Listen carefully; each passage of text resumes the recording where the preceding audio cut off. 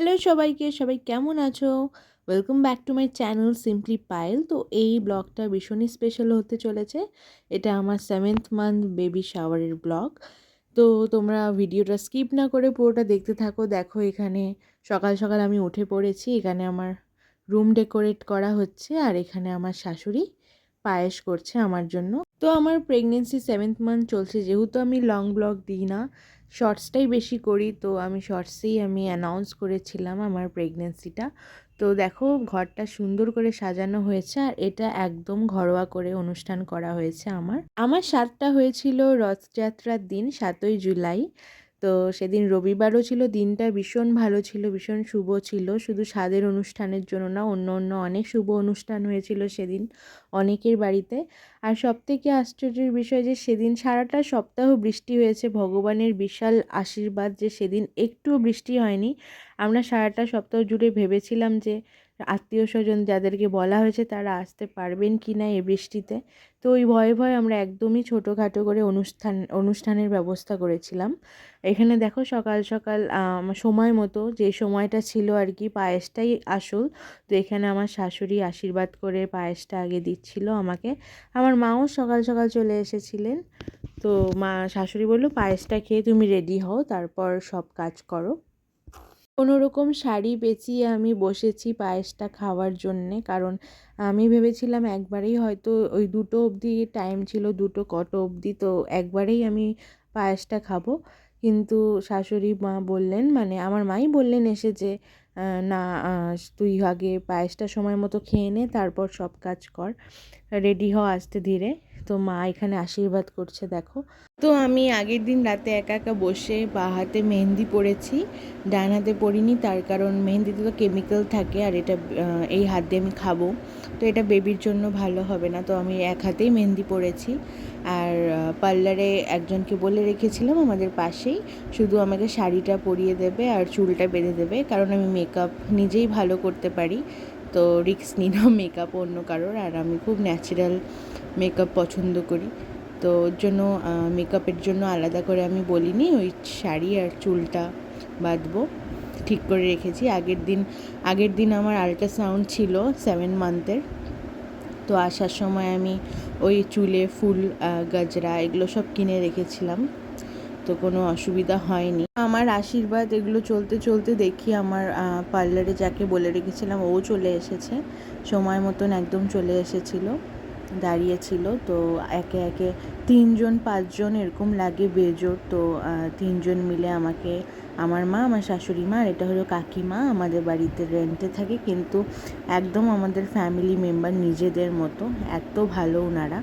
তো সবাই মিলে আশীর্বাদ করলো। তারপর আমি এখন যাব রেডি হতে নিজের ঘরে, তারপরে তো একে একে লোকজন আসবে। আর আমাকে দেওয়া হয়েছে পায়েস। পায়েসটা নাকি তোমার অল্প একটু রেখে পুরোটা খেতে হয়, যেখানে দুব্য ধান থাকবে, তো ওটা ওইটুকুন সাইড বাদ দিয়ে তারপরে খেতে হয়। তো ওই পায়েস খাওয়ার আশীর্বাদ পর্ব শেষ, এখন 3জনে মিলে আমাকে পায়েস খাওয়ানো হবে। তো প্রথমটা তো 3জন মিলে একসাথে ধরে খাইয়েছে, তারপরেরটা নিজে একা একাই খেতে হয়েছে। তো সবাই আশীর্বাদ করলো। দেখো এখানে আমাকে এখন পায়েস খাওয়ানো হবে। তো এখন শাশুড়ি মা খাইয়ে দেবেন আমাকে পায়েস।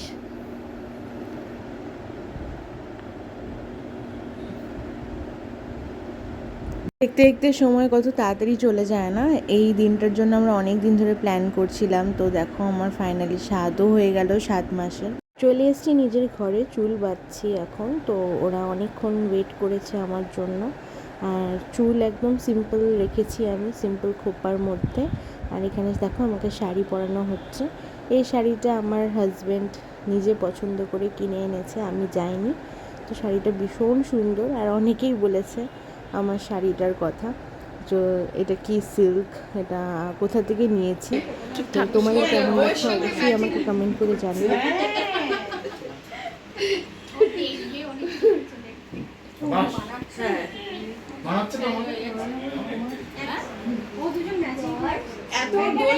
আমি এসে এখন বসছি, আর অনেক কিছু খাবার করেছিল আর খুব সুন্দর করে সাজিয়েছিল আমার বোন।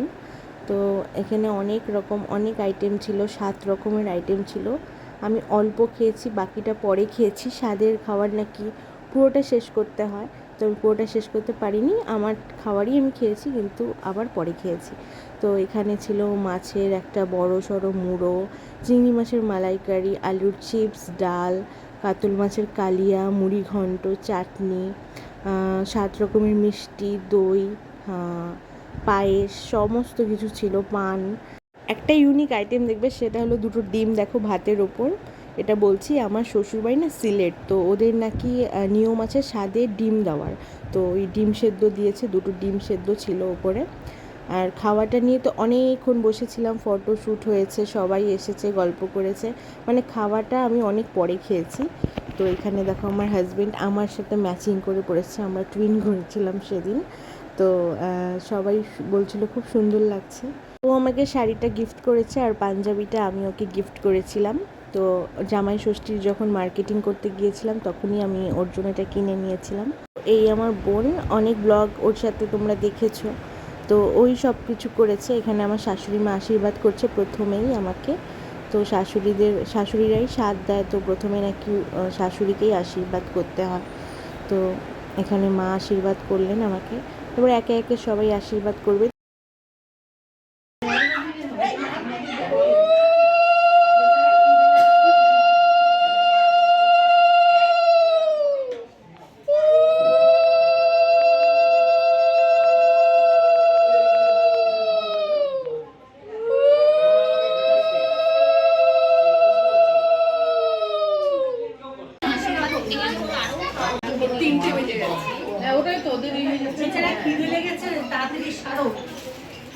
থাক না, এখন থাক, এখন থাক।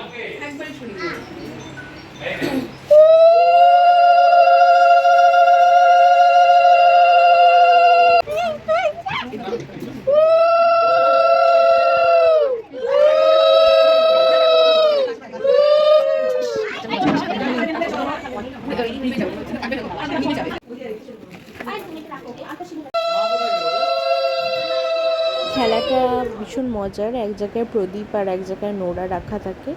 তো আমি এখানে নোড়া তুলেছি, দেখো সবাই হাসাহাসি করছিল।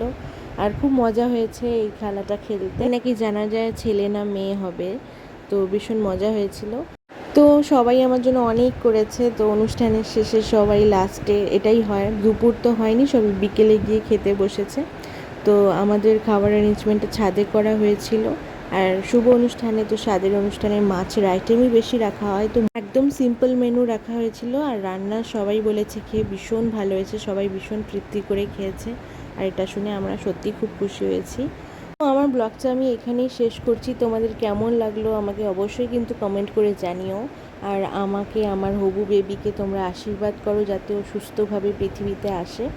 আর এরপরে আমি নিশ্চয়ই আরও অনেক ব্লগ তোমাদের জন্য নিয়ে আসবো, যেহেতু আমি লং ব্লগ করি না এখন, শর্টসটাই বেশি করি। তোমাদের যদি ভালো লাগে আমি নিশ্চয়ই আরও লং ব্লগ নিয়ে আসবো। আর চ্যানেলটাকে লাইক করো, সাবস্ক্রাইব করো, অবশ্যই কমেন্ট করে জানিও কেমন লাগলো। তো বাই, দেখা হবে পরের ব্লগে।